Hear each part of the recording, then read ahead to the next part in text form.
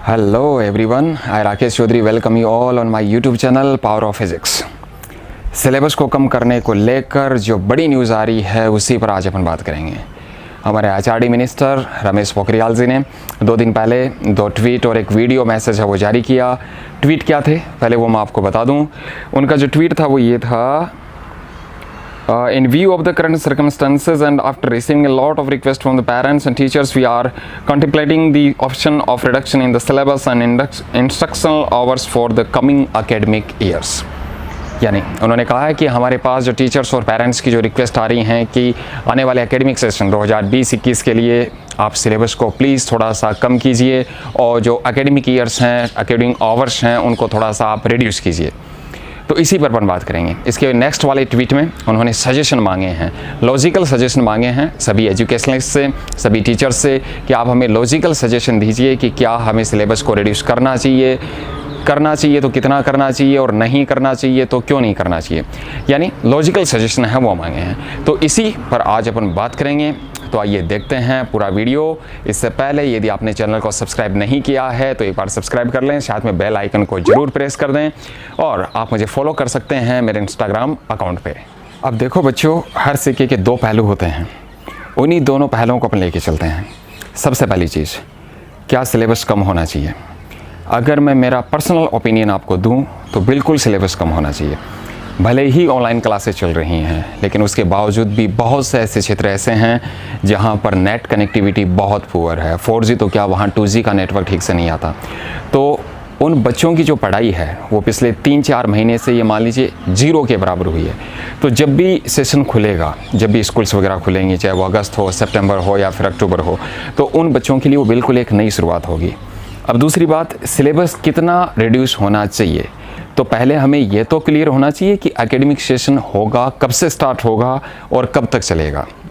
ये तो अब एक क्रिकेट मैच की तरह हो गया है कि बारिश जितनी देर तक होगी ओवर्स को उतना ही रिड्यूस किया जाएगा। सेम वही चीज़, एकेडमिक सेशन जितना चलेगा सिलेबस को उतना ही रिड्यूस करना चाहिए।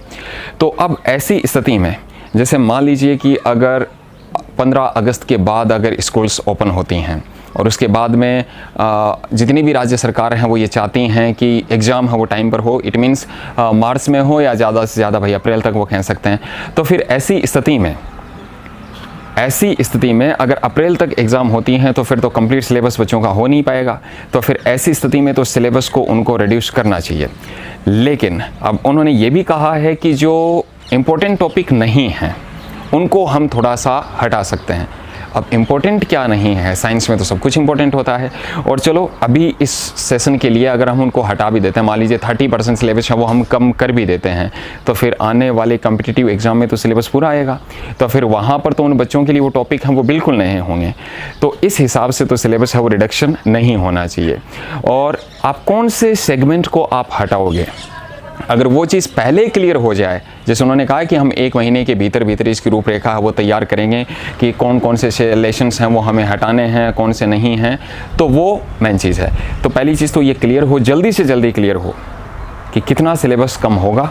और वो तभी डिसाइड हो सकता है जब ये डिसाइड हो कि स्कूल्स हैं वो कब खुलेंगी, क्योंकि जब तक ये डिसाइड नहीं होगा कि स्कूल्स कब तक खुलेंगी तब तक हम सिलेबस को लेकर फ़िलहाल कोई भी इन्फॉर्मेशन है वो नहीं दे सकते।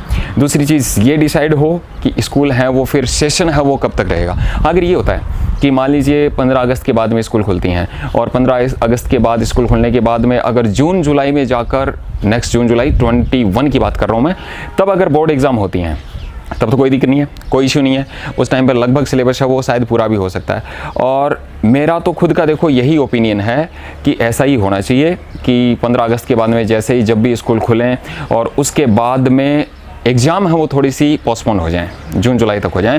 ठीक है, सेशन थोड़ा सा डिले हो जाएगा, बट 3-4 साल में धीरे धीरे और जो मंथ्स हैं उनको कम करके वापस हम उसी इनिशियल स्टेज पे वापस आ सकते हैं।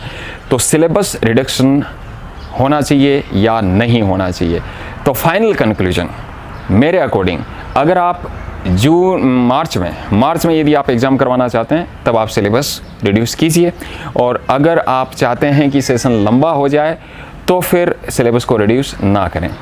बाकी अगर हम ये चाहते हैं कि ऑनलाइन पढ़ाई के ज़रिए सारे बच्चे पढ़ रहे हैं, ये कतई पॉसिबल नहीं है।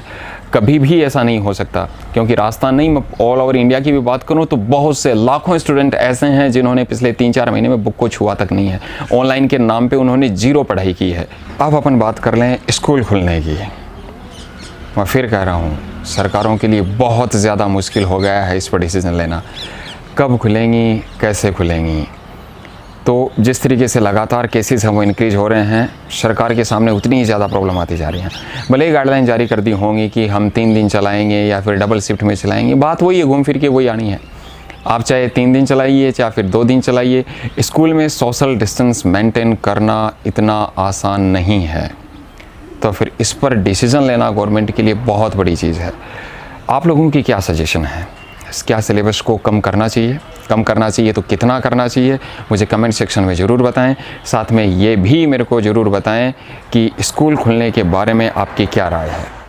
साथ में एक इन्फॉर्मेशन और, राजस्थान बोर्ड की जितनी भी सारी जो बची हुई एग्ज़ाम थी उनके एडमिट कार्ड हैं वो जारी कर दिए गए हैं। नए एडमिट कार्ड जारी हुए हैं तो वो आप अपने स्कूल से ले सकते हैं। और अंत में अब तो अपन यही उम्मीद करते हैं कि जल्द से जल्द अब किसी तरीके से इस वायरस पे कंट्रोल हो, ताकि वापस से पहली वाली लाइफ दोबारा से स्टार्ट हो सके। तब तक ऑनलाइन पढ़ाई ही आपके लिए एक मात्र और मात्र ऑप्शन है, तो आप ऑनलाइन पढ़ते रहिए।